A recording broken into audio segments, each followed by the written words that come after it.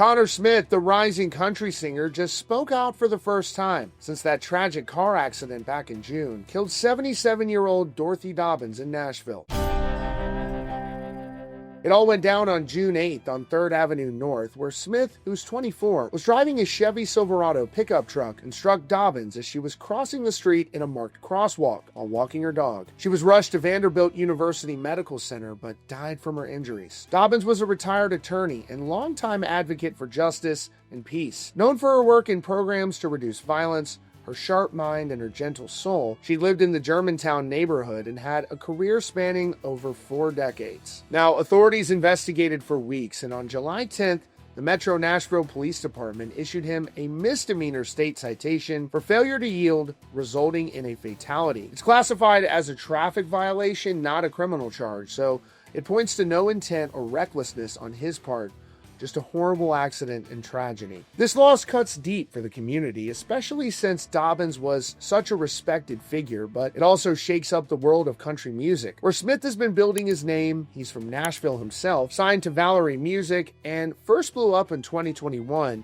when his track I Hate Alabama went viral on TikTok. Since then, he's dropped an EP, his debut album, Smoky Mountains, earlier this year, and singles like Creek Will Rise, which hit the top 20 on the country charts, plus others like Take It Slow and Roulette on the Heart. Fans are grappling with this shock and sadness, especially those who bought tickets to his canceled shows and feel disappointed, but mostly seem to understand why he'd need the space to grieve and process something this devastating. On one hand, there's the unimaginable pain for Dobbins' family and friends who lost a beloved advocate so suddenly, and on the other, Smith's obvious heartbreak and full cooperation with the police from day one. He broke his silence with an Instagram post this morning, writing, "4 weeks ago, I was involved in a tragic vehicle accident that resulted in the loss of life. Not a day has gone by that I haven't grieved, prayed, and mourned for Miss Dobbins and her family. My heart is broken in a way I've never experienced, and I still struggle to fully process the weight of it all." He went on to ask fans to keep praying for the Dobbins family and explain pulling out of those shows, saying, "I've always found that making music and